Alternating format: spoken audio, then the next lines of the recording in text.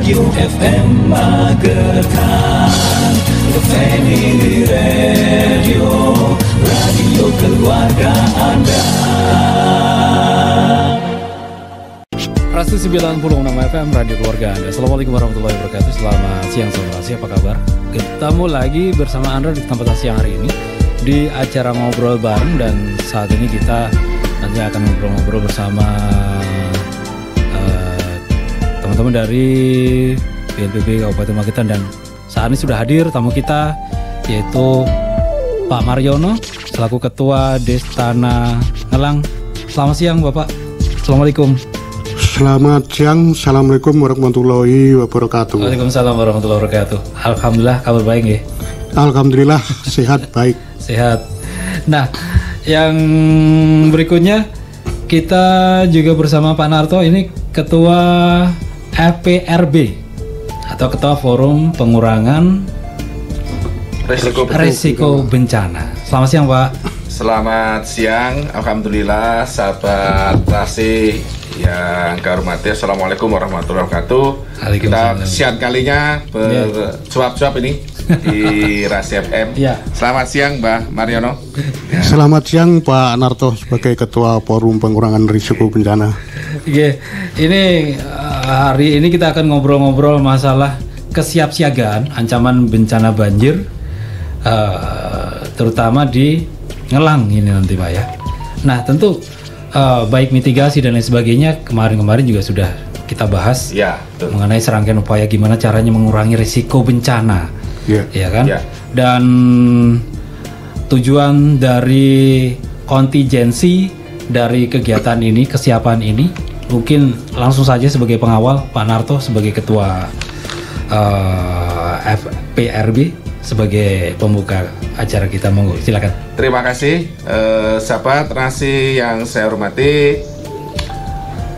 Pada saat kita melakukan kesiapsiagaan penanggulangan bencana, tidak akan lepas dari rencana kontingensi. Rencana kontingensi itu adalah serangkaian upaya mengorganisir seluruh kapasitas yang dimiliki oleh masyarakat, baik masyarakat di tingkat negara, di tingkat provinsi, di tingkat kabupaten, di tingkat kelurahan dan desa, untuk bersama-sama siap siaga dalam menghadapi ancaman. Itu rencana kontingensi. Kemudian tujuan dari rencana kontingensi tentu mencegah atau menanggulangi secara baik situasi darurat atau kritis dengan cara menyepakati skenario. Jadi istilahnya rencana kontingensi itu simulasi seakan-akan kita menghadapi bencana. Nah, supaya pada saat nanti betul-betul terjadi bencana, seluruh kapasitas sudah siap. Nah, kemudian di dalam rencana kontingensi itu tentu ada kebijakan-kebijakan, ada strategi, ada skenario, ada manajerialnya, ada teknisnya, harus disepakati bersama, sehingga ada bahkan alur bagaimana simulasinya. Kemudian yang kedua, membantu mengkoordinasi lembaga, organisasi, perseorangan dalam memberikan respon cepat. Karena biasanya pada saat terjadi bencana yang sungguhan, apabila tidak didalui dengan simulasi, akan carut-marut. Semua akan bekerja secara mandiri karena punya kepentingan mandiri, mempunyai konflik kepentingan. Oleh karena itu pada saat simulasi tanggap darurat bencana itu sudah sering dilakukan, semua akan memperoleh tanggung jawab dan kewenangan masing-masing. Itu tujuan yang kedua. Kemudian yang ketiga, memastikan bahwa seluruh sumber daya yang ada itu digerakkan. Seluruh sumber daya yang ada itu digerakkan agar respon terhadap bencana itu lebih efektif, lebih efisien, terpadu, tidak bekerja sendiri-sendiri, sehingga kita mampu meminimalisasi korban, termasuk mampu meminimalisasi dampak lanjut dari bencana. Kemudian yang berikutnya adalah dengan rencana kontingensi semua pihak akan berkomitmen dalam hal apa? Dalam hal respon cepat sewaktu-waktu ada keadaan darurat. Yang terakhir, menggerakkan sumber daya secara efektif saat penanggulangan darurat terjadi. Nah, bagaimana nanti aplikasinya di Desa Ngelang yang setiap tahun sudah melakukan simulasi tanggap darurat dalam bentuk rencana kontingensi? Nanti Mbak Mariono yang akan menjelaskan secara lebih gamblang. Tentu sebenarnya ada 3 kerangka besar dalam penanggulangan bencana. Yang pertama adalah siaga darurat. Siaga darurat itu serangkaian kegiatan yang dilakukan pada saat segera setelah terjadi bencana. Itu siaga darurat. Nah, siaga darurat itu nanti teman-teman yang ada di bagian alur operasi, ada penanggung jawab, ada komando operasi, ada komandan posko, ada bagian logistik, ada bagian keamanan, ada bagian rumah sakit lapangan, ada bagian kesehatan, ada bagian semacam-macam lah. Semua dalam satu komando bagian alur operasi itu akan mengetahui kapan kita harus bergerak, kapan harus menyiapkan, kapan harus mendirikan shelter, kapan logistik harus disiapkan, bagaimana pengamanannya supaya tidak terjadi penjarahan, bagaimana mengamankan ternak, bagaimana mengamankan manusia, bagaimana mengamankan harta benda, bagaimana mengamankan barang-barang yang berharga. Itu sudah ada SOP-nya. Itu di siaga darurat. Artinya sebelum bencana itu terjadi, kita sudah siaga. Semuanya sudah diberi informasi oleh penanggung jawab operasi. Nah, yang kedua, kerangka penanggung bencana itu ada pada tanggap darurat. Intinya tanggap darurat itu adalah respon cepat untuk menanggulangi bencana, respon cepat. Nah, bagaimana nanti respon cepat pada keadaan banjir di Desa Ngelang, pengalaman nanti Mbah Mariono akan menyampaikan. Yang terakhir, tentu setelah terjadi bencana sudah ada respon cepat, tentu juga ada dampak. Baik dampak pengungsi atau barangkali ada korban meninggal, kemudian ada harta benda yang hilang, ada manusia yang hilang, kemudian kerusakan fasilitas publik, kemudian kerusakan dari rumah penduduk, pemukiman, dan lain sebagainya, termasuk utility untuk kepentingan publik, itu harus segera diperbaiki. Istilah kerennya ini harus direhabilitasi dan direkonstruksi. Jadi ada 3 kerangka penanggulangan bencana. Yang pertama adalah siaga, kemudian respon tanggap darurat, yang terakhir adalah masa transisi. Begitu.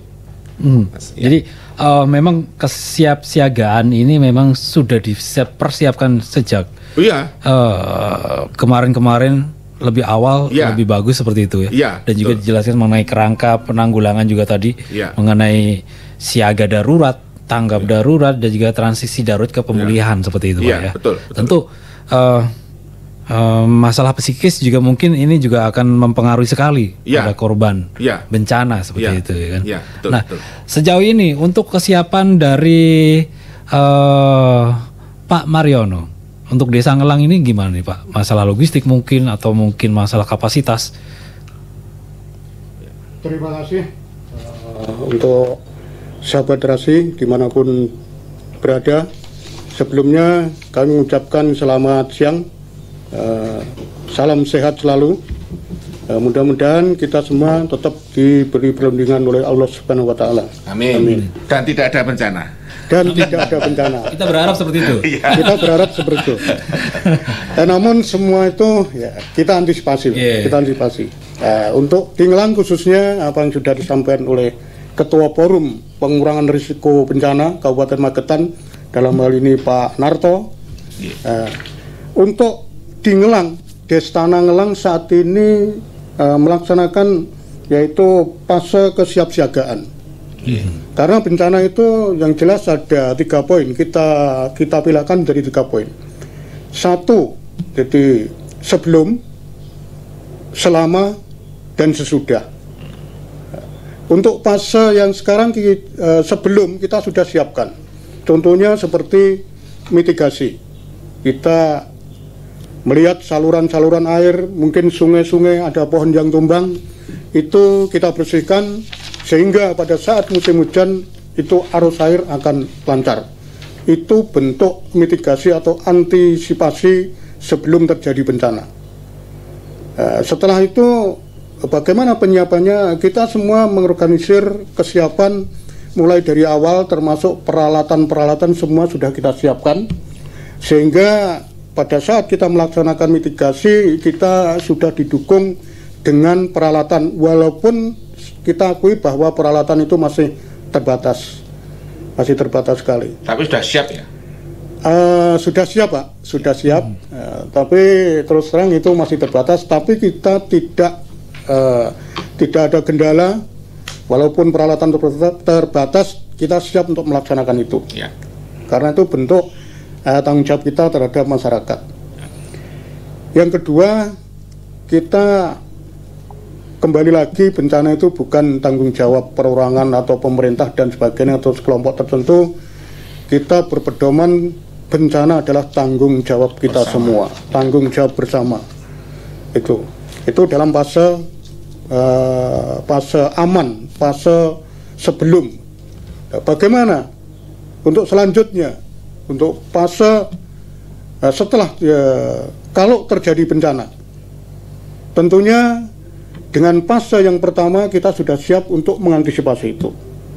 Dalam hal ini semua perlengkapan personil dan sebagainya sudah kita siapkan, termasuk peralatan-peralatan, termasuk mekanisme koordinasi dengan instansi terkait, semua sudah ada standar operasinya. Kita sudah punya standar operasi, sehingga kalau itu terjadi bencana kita sudah siap untuk melaksanakan action di lapangan.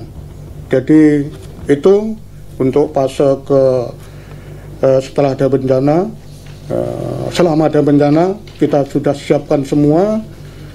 Tentu penyiapannya itu tidak luput dari dukungan-dukungan dari stakeholder setempat. Jadi itu dalam penyiapan terjadi bencana. Dan di Ngelang kita kelompokkan ada 3 juga. 1, fase aman. Ketika fase aman kita tetap melaksanakan pemantauan. Setelah nanti ada debit air yang terus naik dan terus naik sehingga masuk ke dalam area sungai atau lahan sungai, kanan kiri sungai itu level kita naikkan menjadi level waspada. Dalam level waspada ini semua personil, peralatan semuanya sudah kita siapkan ke titik-titik tertentu yang menjadi tanggung jawab timnya masing-masing. Karena di Istana Ngelang sudah kita bentuk tim, ada 8 tim. Ketika di fase waspada itu kita seluruhnya sudah masuk di titik-titik tertentu sesuai dengan timnya masing-masing. Yang di situ tiap-tiap tim dikendalikan oleh komandan timnya. Jadi di situ.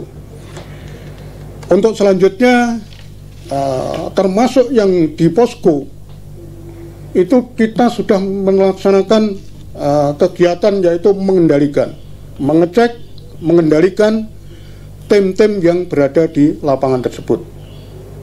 Dan tim yang berada di lapangan kalau terjadi hal-hal yang menonjol atau situasi atau perkembangan yang emergensi itu melaporkan kepada posko, sehingga posko bisa merintahkan tim tersebut dengan analisa tim yang di lapangan, apakah perlu bantuan, apakah perlu peralatan, itu semua yang menggerakkan dari posko, begitu Pak.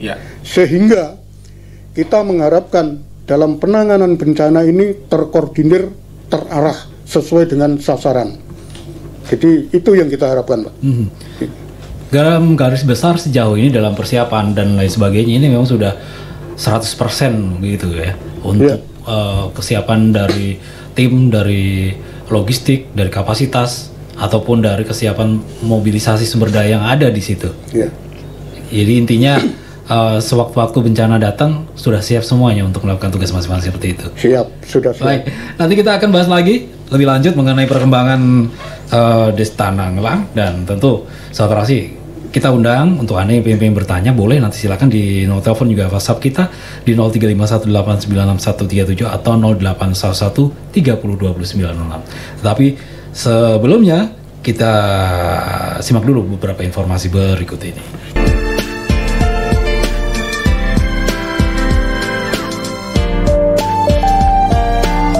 Rasi 96 FM Radio Keluarga. Nah, Sahabat Rasi, kembali kita masih ngobrol bareng bersama teman-teman kita dari BNPB, dan juga tentu tadi sudah banyak sekali yang sudah dibahas mengenai kesiapan dan juga mengenai hal-hal penting, ya kan, yaitu kontingensi yang sudah disampaikan oleh Pak Narto tadi selaku Ketua EPRB Kabupaten Magetan. Dan ini mengenai konsep nih Pak Narto, konsep dari operasional yang ada di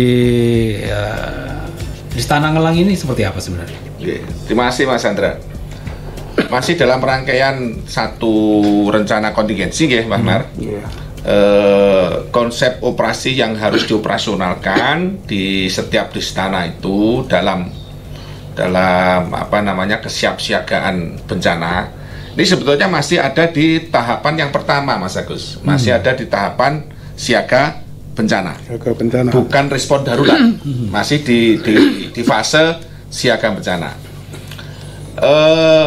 Kami ulangi lagi bahwa rencana operasi itu ada 3 tahapan. Satu, tahap siaga darurat, kemudian tahap tanggap darurat atau sering disebut dengan tahap respon cepat, kemudian tanggap transisi. Yang di tahap siaga darurat, Mas Sandra, itu yang harus disiapkan teman-teman kapasitas Desa Ngelang antara lain menyiapkan personil tim siaga darurat. Betul. Ya, personil harus disiapkan. Kemudian personil ini tentunya sudah dilatih Mas Andra.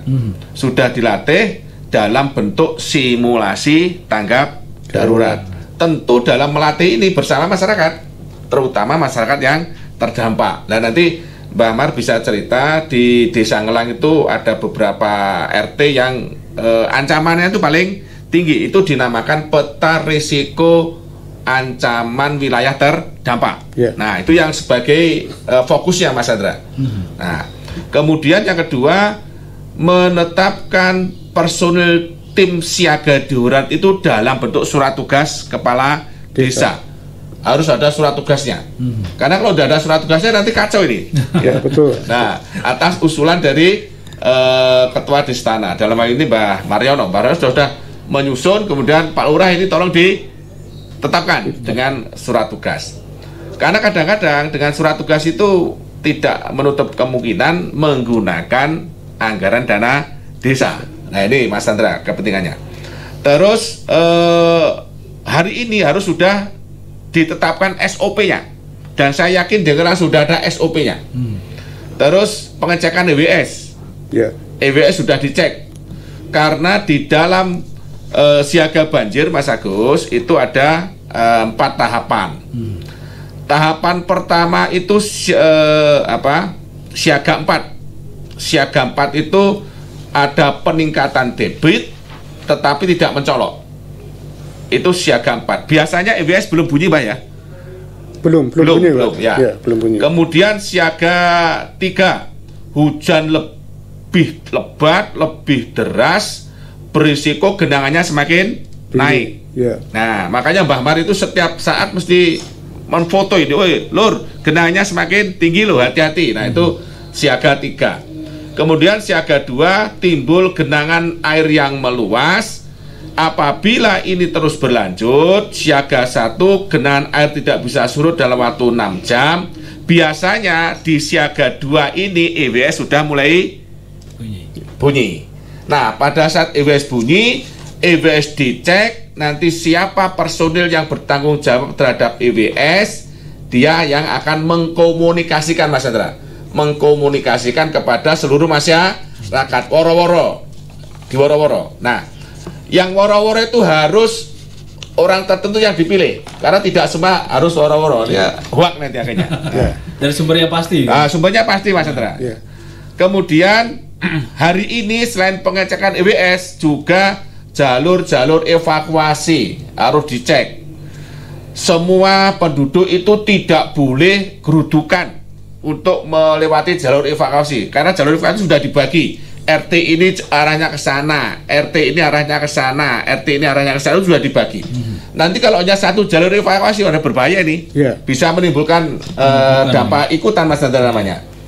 Ya, terus pengecekan titik kumpul, karena setiap jalur evakuasi mesti berakhir di titik kumpul. Nah, di Ngelang ini ada beberapa titik kumpul, tentu juga ada beberapa jalur evakuasi. Terus berikutnya pengecekan tempat penampungan sementara atau shelter. Nanti Mbak Mar bisa menyampaikan untuk di Desa Ngelang itu shelternya di mana saja, jalur evakuasinya di mana saja, nanti bisa dijelaskan. Terus termasuk pengecekan logistik. Jangan sampai nanti betul-betul ada respon cepat, respon tanggap darurat, ternyata berhasil rano, ya kan? Nah, ternyata duitnya orang ono. Nah, ngejep ini bantuan. Nah, itu tidak diizinkan. Jadi logistik harus oke. Logistik itu tidak hanya dari sisi kebutuhan bahan dasar, kebutuhan bahan pokok, Mas Hendra. Kebutuhan bahan pokok nomor 1, kemudian kebutuhan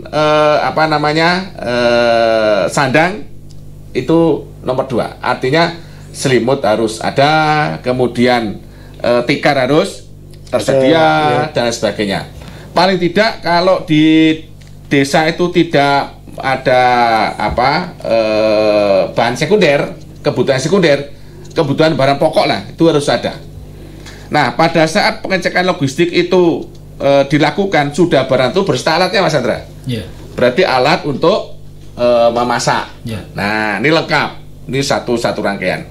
Kemudian pengecekan sarana transportasi, mobilnya siapa yang dipakai untuk mengangkut orang, mobilnya siapa yang dipakai untuk mengangkut ternak, mobilnya siapa yang dipakai untuk mengangkut barang-barang berharga dan sebagainya. Ini sarana transportasi. Dan biasanya sarana transportasi itu dipilih dari mobil-mobil yang ada di beberapa titik yang sudah ditetapkan oleh Destana. Begitu ya, Pak Mar ya? Betul, betul sekali. Terus pengecekan peralatan kesehatan, termasuk tadi logistik, pengecekan peralatan dapur umum. Yang tidak kalah pentingnya, Mas Hendra, adalah pengecekan formulir manajemen personil. Karena biasanya kalau jadi bencana itu mesti ada respon darurat dari negara tetangga, dari desa Jajah, dari ini termasuk dari BPBD, termasuk dari BPBD Madiun, dan sekitarnya lah. Nah, itu harus di manajemen, karena tidak boleh orang yang datang itu tujuannya membantu, justru nanti menjadi ketergantungan di sana, menjadi sesuatu yang ikut di beban berpatut sendiri, itu tidak diizinkan. Nah, sehingga manajemen personil harus disiapkan, termasuk manajemen bantuan, Mas Hendra, karena ada pasti ada bantuan di manajemen, dicatat yang baik, didistribusikan yang baik, dan dilaporkan dengan baik. Lah ini kalau tidak dilatih tidak bisa. Betul. Nah, maka pada saat siaga darurat, Mas Hendra, hanya satu, dibutuhkanlah latihan. Nah, saya kira itu dari sisi siaga darurat.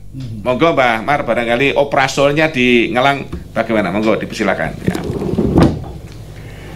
Terima kasih Pak Narto. Sebelumnya saya sebagai ketua siaga, ketua Destana Ngelang, itu Destana Ngelang itu punya nama, Pak. Ini selama ini belum saya sampaikan. Ini mohon maaf, ini saya sampaikan. Untuk Destana Ngelang itu namanya Destana Lantang. Jadi, Lantang, Ngelang Tangguh. Wah, luar jadi biasa. Ngelang Tangguh. Jadi itu. Sebelumnya tadi sudah saya sampaikan, bencana tanggung jawab kita semua. Ya, tujuannya untuk mengurangi risiko bencana sedini mungkin secara tepat dan terarah. Jadi itu. Setelah dibentuk bencana, kita mengadakan satu kajian wilayah. Kajian wilayah itu untuk menentukan skala prioritas dalam apabila itu terjadi bencana. Jadi itu baik medan maupun perorangannya. Itu semua sudah kita kaji. Mungkin contohnya RT ini dan RT itu skala prioritas, sehingga kalau terjadi bencana kita bisa menentukan satu skala prioritas. Jadi itu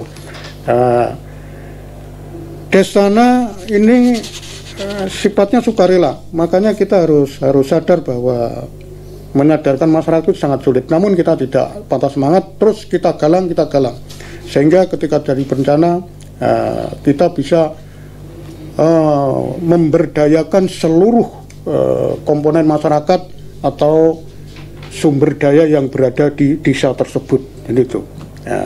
Sekarang masuk ke tahap operasional. Destana Ngelang sudah mempunyai standar operasional.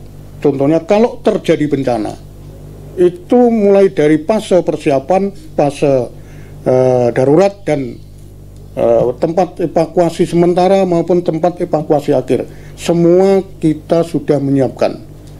Ini akan saya jelaskan mulai dari awal, saya jelaskan mulai awal.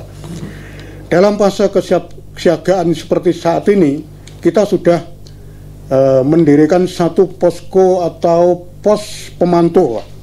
Pos pemantau tujuannya apabila itu terjadi hujan terus-menerus, terutama pada saat malam hari, pos itulah yang bertugas untuk menginformasikan ke Destana, ke ketua Destana.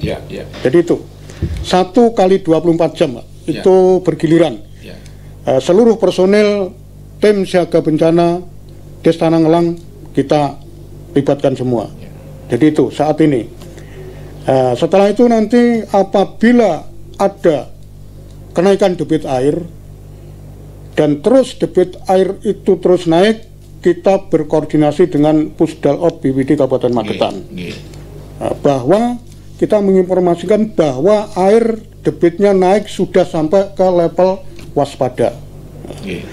Ketika di level waspada, Pusdalop Kabupaten Magetan itu akan memerintahkan untuk EWS-nya supaya dibunyikan atau bisa langsung dikendalikan dari Pusdalop Kabupaten Magetan. Itu tergantung dari Pusdalop Kabupaten Magetan. Ketika terkoneksi, Mas Chandra. Terkoneksi. Ketika Pusdalop memerintahkan langsung dibunyikan, saya sebagai ketua Destana akan memerintahkan petugas yang mengoperasikan EWS tersebut. Yaitu di sini adalah tim deteksi dini atau di situ. Itu tidak semua personel bisa mengoperasikan itu. Itu ada petugas khusus. Sudah terlatih. Dan setiap mau melaksanakan tugas itu membunyikan EWS harus berkoordinasi dengan ketua Destana. Jadi itu. Jadi tidak sembarangan untuk membunyikan EWS tersebut. Supaya tidak hoak. Tidak asal membunyikan saja. Membunyikan saja. Membunyikan kacau nanti. Setelah nanti dibunyikan, masyarakat kita sudah terlatih, masyarakat kita sudah tanggap. Kok ada WS bunyi atau peringatan sirine bunyi. Setelah itu baru tim peringatan dini menginformasikan lewat pengeras suara bahwa air sudah sampai di sini dan air terus naik, untuk masyarakat supaya persiapan barang-barang yang berharga, administrasi, mungkin surat-surat yang berharga supaya segera dikumpulkan jadi satu.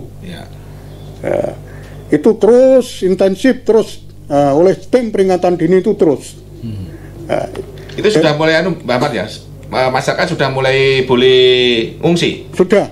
Dan di situ dengan level waspada ini kita sampaikan ke masyarakat, kita otomatis seluruh tim itu sudah berfungsi masing-masing sesuai dengan fungsinya. Dan di sini untuk tim itu sudah tahu tugasnya, ketika ada jenis seperti ini semua sudah masuk. termasuk peralatannya, termasuk dapur umum dan sebagainya sudah siap, sudah siap semua. Berarti begitu EWS bunyi, semua tim sudah bergerak sesuai dengan kewenangan masing-masing ya? Betul, sudah yang bergerak. tim transportasi sudah siap, tim pendirian shelter sudah siap, Sudah dapur siap umum sudah siap, logistik sudah siap. Oh, luar biasa nih Mas Andre. Ya. Ya. Berarti memang IBS ini sebagai penanda kapan mulai bekerja. Ya, betul. Kapan mulai memobilisasi sumber daya? Ya. Di situ ketika EWS berbunyi level waspada, itu kita ada 3 titik untuk tempat kumpul sementara. Ada 3 titik, kita bagi 3 titik. Karena untuk menghindari yang tadi, untuk penumpukan itu tadi, kita bagi 3 titik, dan tim itu sudah menyebar sesuai dengan titiknya masing-masing. Ada tandanya tuh? Ada tandanya. Kita beri titik kumpul sementara, semua 3 titik ada tandanya. Nah, dan jalur evakuasi itu ada jalur evakuasi, 3 jalur evakuasi. Betul. Itu. Nah, setelah itu tim sudah masuk semua, kita ngecek. Di posko itu ngecek kesiapan, sekarang posisi di mana, bagaimana perkembangannya, kita cek satu persatu. Setelah itu baru kita nanti bisa untuk mengkoordinasikan langkah-langkah selanjutnya. Itu sampai ke fase waspada. Nah, kita teruskan Pak Bang ke level awas atau bagaimana? Kalau untuk shelter sendiri ini berupa bangunan permanen atau apa nih? Nah, untuk shelternya ini kita sudah berkoordinasi dengan SDN Ngelang 2 karena kebetulan kita belum mempunyai tenda lapangan, belum punya, sehingga kita bekerja sama dengan pihak sekolahan SD Ngelang 2. Apabila terjadi bencana itu siap untuk digunakan, dan itu ada MOU-nya. Ada MOU, ada suratnya. Ada kerjasamanya. Ada kerjasama. Itu sudah kita sepakati. Untuk shelter memang diharuskan istilahnya lokasinya jauh dari wilayah yang memang rawan dari dampak banjir itu tadi. Kalau untuk SD Ngelang 2 ini posisinya di mana nih Pak? Posisinya di sekolahan SDN Ngelang 2. Sebelah selatan, arah ke selatan. Terus kalau kita keluar dari situ arah ke Kartoharjo. Itu untuk RW berapa Mbak? Yang SD? Apa bisa menampung semua? Kalau di SD itu kapasitasnya sekitar 175. Kita bisa menampung 175 pengungsi. Dan kita sudah pilah-pilahkan bahwa kalau terjadi pengungsian, ini pengungsi lansia, ini pengungsi yang remaja, ini pengungsi yang ibu hamil, kita sudah siapkan. Jadi kita tidak jadikan satu, kita pilah-pilahkan. Jadi memang saat ini shelternya hanya di SDN 2 Ngelang itu aja? Iya betul, untuk sementara ini. Apabila nanti itu sangat emergensi, kita tarik mundur ke tempatnya di SDN Kartoharjo dan Kecamatan Kartoharjo. Kita sudah jauh. Tapi sudah ada kerjasama. Sudah ada kerjasama dari pihak kecamatan sendiri. Itu. Nah, kalau masalah tenda pengungsian dan lain sebagainya mungkin nanti bisa Pak Narto bisa bantu. Insya Allah, mudah-mudahan. Baik, Sobat Trasi tentu kita masih akan lanjut lagi obrolan kita siang hari ini, masih bersama teman-teman Destana dari Ngelang, ada Pak Mariono, dan juga tentu saja bersama Pak Narto. Habis ini nanti akan balik lagi selepas beberapa informasi yang bakal hadir.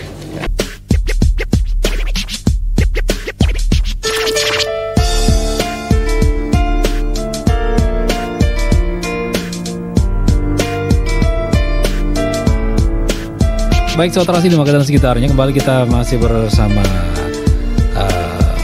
BPBD Kabupaten Magetan, dan tadi Pak Mariono juga sudah menjelaskan banyak sekali mengenai kesiapan dan juga hal krusial dan juga konsep operasi yang dioperasionalkan di Desa Ngelang, terutama mengenai pengecekan semua kebutuhan, semua lini. Ini memang sudah disiapkan dari sekarang. Mengenai shelter tadi juga sudah disampaikan, yaitu di fase siaga.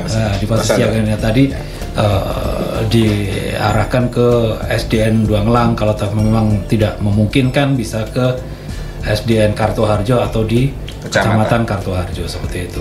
Nah, kalau masalah logistik ini, tentu ini juga bukan suatu hal yang perlu dikesampingkan, karena logistik ini penting banget, terutama kebutuhan pokok tadi Pak Narto nggih. Ya, kalau semuanya udah ngomong nggak ada berasnya kan bingung mau masak apa kan gitu. Semuanya sudah siap tapi berasnya nggak ada, gimana mau masak kan gitu. Nah ini untuk logistik saya rasa nggak masalah ya, soalnya Ngelang sendiri ini juga penghasil beras yang luar biasa juga untuk daerah saya. Kalau sana lumbung padi. Lumbung padi lagi. Ya. Saya rasa tidak ada masalah dengan masalah logistik, masalah pangan gitu.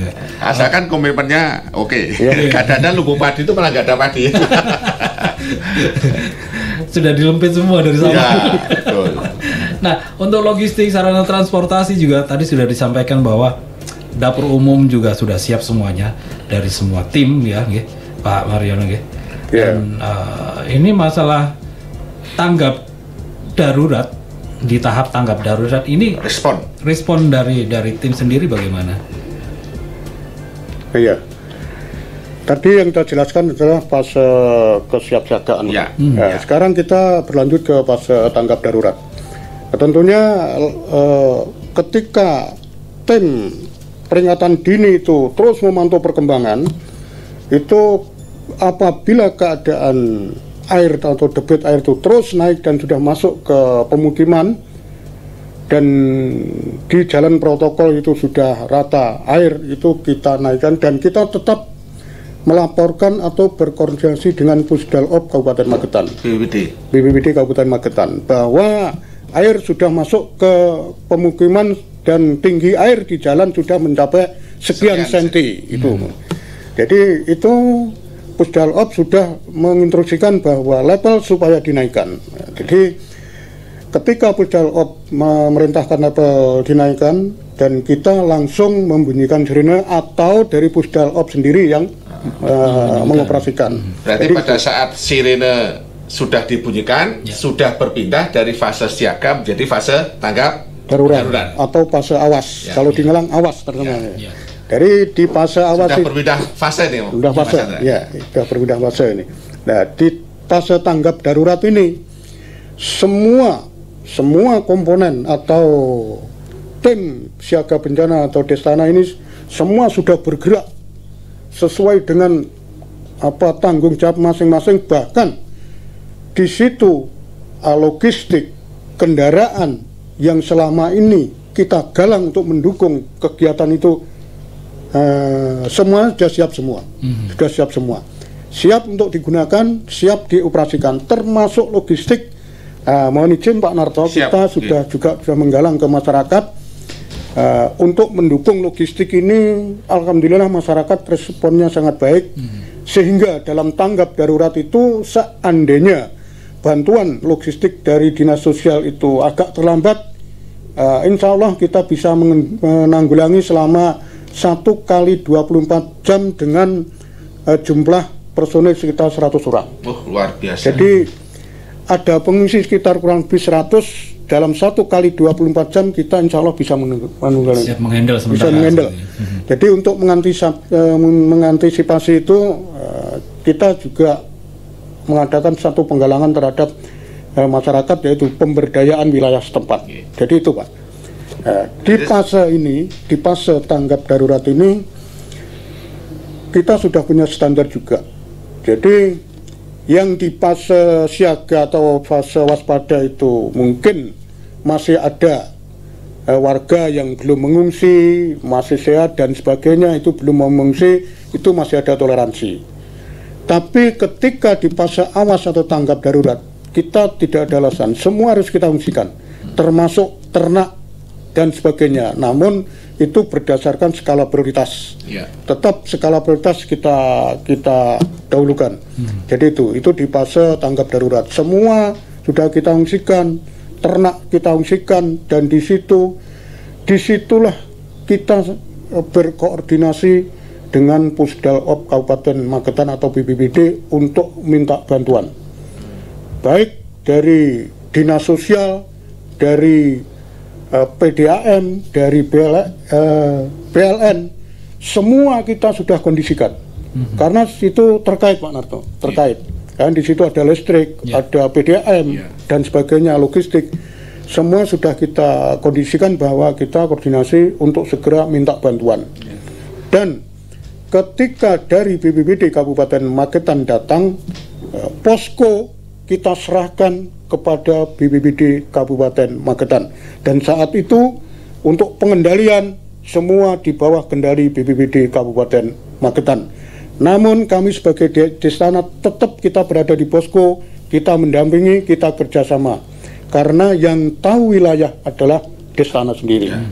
Dan kita tahu dari personil BPBD Kabupaten Magetan sangat terbatas, tidak mungkin untuk mencukupi kesana sini. Jadi itu standar operasinya di Ngelang.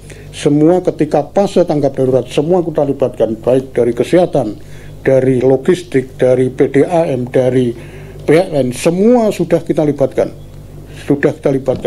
termasuk dari tenda-tenda dan sebagainya kita libatkan. Kalau jumlah personil, Mbak Ahmad? Untuk jumlah personil di Destana, Pak? Ya, yang apa? Untuk tanggap darurat? Untuk tanggap darurat, jumlah personilnya itu 35 orang. 35 orang kita bagi ada 8 tim. Ya. Nah, ini komposisi struktur Destana Ngelang, Pak, ini. Komposisinya penanggung jawab kepala desa tetap untuk penanggung jawabnya. Untuk ketua koordinatornya saya sendiri. Untuk timnya ada tim peringatan dini. Untuk asesmen atau tim pendahulu. Itu kaji cepat. Kaji cepat. Untuk terus tim evakuasi itu ada tiga tim evakuasi itu. Terus ada dapur umum atau DU itu. Terus ada tim sarana dan prasarana itu. Terus kesehatan itu kita di bidan desa atau petugas kesehatan yang di desa Postu. Terus keamanan kita menggandeng dari Babin Kamtipmas dengan Babinsa dengan Linmas. Jadi kita libatkan itu timnya, termasuk dari masyarakat yang lain. Jadi semua sudah kita koordinasikan. Apabila terjadi tanggap darurat, ya insya Allah kita sudah siap. Masyarakat terlindungi artinya, Mas Hendra. Dan perlu ditambah, Mas Hendra, bahwa dalam pelaksanaan evakuasi yang tadi ada 3 tim evakuasi itu, salah satu timnya ada kesehatannya. Ya, betul. Karena pada saat evakuasi itu harus sudah dipilah mana yang barangkali ada korban meninggal, mana korban yang kritis, mana korban yang masih hidup, mana korban yang luka-luka. Jadi ada 4 istilahnya itu triase. Kalau korban meninggal dikasih pita hitam, kalau hidup dikasih pita hijau, kemudian kalau kritis dikasih pita merah, kemudian kalau luka-luka dikasih pita kuning. Nah, kemudian saat evakuasi itu, yang bagaimana caranya? Tim evakuasi itu woro-woro dengan cara siapa yang masih bisa jalan silakan jalan. Nah, ternyata yang jalan kok banyak, berarti ini pitanya hijau. Nah, kemudian yang yang kritis itu dikasih pita merah. Nah, ini yang menjadi tujuan evakuasi yang pertama. Prioritas. Nah, baru pita kuning. Terus yang terakhir baru pita hitam. Jadi mohon maaf, yang meninggal itu malah belakangan. Belakangan diurus itu. Istilahnya prioritas kepada mereka yang istilahnya masih hidup katakan masih selamat, tapi yang memang membutuhkan pertolongan segera. Betul. Nah, ini termasuk teman-teman kapasitas Destana juga sudah dilatih bagaimana cara menentukan, oh ini merah, pita merah, ini pita kuning, ini hijau, ini hitam. Sudah dilatih semua. Nah, saya kira itu, Mas Hendra, terkait dengan evakuasi. Nah, tadi sudah disampaikan mengenai personel yang 35 ini sepertinya kalau dihitung enggak banyak gitu. Tapi luar biasa, sudah bisa memberikan istilahnya sebuah tim yang tangguh, ya kan, yang nantinya siap mengawal masyarakat untuk menghadapi bencana yang ada, kan seperti itu. Apa nggak kurang nih, Pak? 35 kan? Sebetulnya kurang, Pak. Tapi gini, jadi kami punya sistem. Jadi 35 itu adalah sebagai penanggung jawab. Pelaksanaannya kita melibatkan seluruh masyarakat. Seluruh elemen masyarakat. Iya, seluruh elemen masyarakat kita libatkan. Yang sehat, yang masih muda-muda, yang tidak masuk dalam tim, itu kita libatkan. Ya, terutama masyarakat yang tidak terdampak ya. Iya, terutama masyarakat yang tidak terdampak kita libatkan. Dan tim inilah yang akan mengkoordinasikan. Ya. Jadi itu. Jadi tim ini adalah sebagai koordinator sebetulnya. Ya, kita dalam pelaksanaannya kita melibatkan seluruh komponen masyarakat. Dan itu kita kondisikan, alhamdulillah kemarin dalam simulasi kita berjalan lancar. Jadi begitu ada sirine fase waspada, semua peralatan siap. Begitu dinaikkan menjadi awas, semuanya sudah keluar. Barangkali bisa disampaikan lewat Rasi FM, Mbak Mar, terkait dengan Desa Ngelang ini kira-kira ada berapa wilayah terdampak? Mungkin RT RW-nya atau dusunnya barangkali. Ya. Untuk Desa Ngelang ini ada 2 dusun, Pak. Ya. 1 dusun Tanjung, 2 dusun Ngelang. Ya. Yang terdampak ini adalah dusun Ngelangnya. Ya. Untuk Tanjungnya ya terdampak tapi kecil. Ya. Terdampak yang paling parah adalah dusun Ngelang itu sekitar 9 RT. Oh ya. 9 RT, yang lebih parah lagi ada 6 RT. Ya. 6 RT. Karena memang lokasinya berdekatan dengan aliran sungai di situ. Aliran sungai tempatnya rendah. Yeah. Jadi rendah. Jadi 6 RT itu yang dampaknya paling parah. Berapa kakak kira-kira? Untuk kakaknya sekitar keseluruhan dusun Ngelang itu yang 6 RT ini? Yang 6 RT ada 223 misalnya. Ya. 223 kakak. Ya. Jadi itu seandainya rata-rata satu kakak itu 3 orang, Mas Hendra, ini sudah kita harus melindungi 660 warga. Ya. Ya, kira-kira saja ini baru yang Ngelang saja kan? Yang Ngelang saja. Ya. Belum yang Tanjung kan gitu. Ya, kalau Tanjung dampaknya kecil, Mas. Kecil, tapi tetap kita libatkan karena itu juga masuk masyarakat Ngelang. Kita libatkan, justru kita aktifkan posisi yang berada di Tanjung.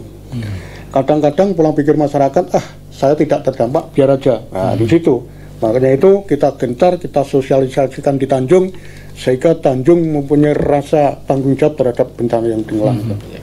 Luar biasa. Pak Narto, sebelum ditutup ini, waktunya sudah.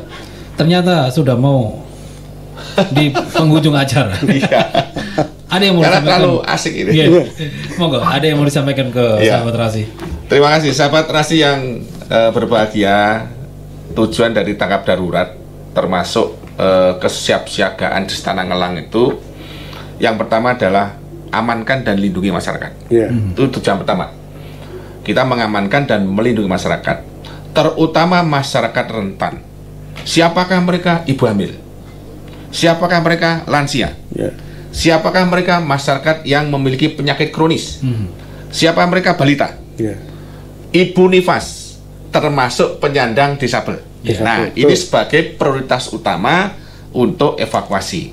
Dan tentu teman-teman kapasitas di Destana ini sudah paham semua. Datanya sekarang sudah ada. Berapa dari 6 RT ini, yang ibu hamil berapa, yang lansia berapa, yang berpenyakit kronis berapa, yang balita berapa, yang disabel berapa, itu sudah terkunci, Mas Hendra. Kemudian hari ini teman-teman di Desa Ngelang harus sudah mulai memilah-milah mana barang-barang yang berharga, sertifikat tanah, ijazah dan sebagainya harus dikumpulkan jadi satu. Bila perlu ini masuk di laptop. Apa datanya di-scan, masukkan di laptop. Ini juga termasuk SOP. Mudah-mudahan nanti Mbah Mar bisa memberikan woro-woro, bisa klik satu petugas di Destana untuk menyadarkan masyarakat bahwa barang-barang berharga itu selain ada haknya, ada hard copy, ada wujud kertasnya, juga harus ada soft copy. Nah, ini juga tidak mudah, Mas Andra, karena menyadarkan masyarakat itu gampang-gampang susah. Tapi ini perlu. Kemudian hewan-hewan piaraan. Nah, hewan-hewan piaraan sudah mulai terdata, tidak perlu dijual. karena ini sandang pangan. Ini yang menghidupi masyarakat, tidak perlu jual, tapi harus datanya disetorkan kepada teman-teman Destana. Yang terakhir, jalur evakuasi difungsikan, EWS difungsikan, kemudian tim operasi difungsikan di bawah satu kendali. Mudah-mudahan sewaktu-waktu ada EWS dibunyikan, kita sudah siap. Mudah-mudahan EWS tidak dibunyikan. Saya kira itu. Terima kasih ini Mbak Mariono terkait dengan kesiapsiagaan banjir di Desa Ngelang. Mudah-mudahan tidak ada EWS yang berbunyi. Itu pertanda tidak ada bencana. Hujan adalah anugerah. Tapi jangan sampai timbul banjir, timbul bencana. Saya kira itu Mas Hendra. Terima kasih Pak Narto. Mbak Mariono atau Pak Mariono. Satu lagi yang mau disampaikan ke sahabat terasi, monggo. Oke, terima kasih. Saya kembali mengajak kepada seluruh sahabat terasi, umumnya masyarakat Magetan, kita kembali bahwa bencana itu bisa terjadi kapanpun dan dimanapun.